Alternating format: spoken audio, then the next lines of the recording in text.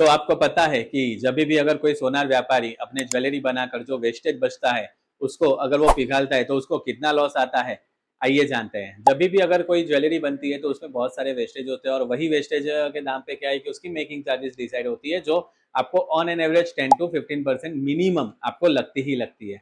तो वो जो वेस्टेज को जब भी निकालते हैं तो उसमें भी क्या है कि व्यापारी का एक अलग लॉस होता है, क्योंकि वो बहुत ही छोटे छोटे टुकड़ों में होता है, पाउडर फॉर्म में होता है। जब भी वो अगर फायर के संपर्क में आता है तब क्या है कि वो थोड़ा बहुत जो 10 मिली, 15 मिली, 20 मिली जो है वो हवा पे के संपर्क में उड़ जाता है। तो इसी से भी क्या है कि व्यापारियों को नुकसान होता है। तो इसीलिए कभी भी आप ऐसा मत सोचिए कि सोने का भाव बढ़ रहा है तो कहीं ना कहीं क्या है कि व्यापारी को फायदा हो रहा है, बट नहीं। एक्चुअली जब भी सोना मेल्ट करते हैं या तो दोबारा मेल्ट करते हैं तो हमेशा व्यापारी को जो है 100 से 200 मिली का नुकसान आता ही आता है।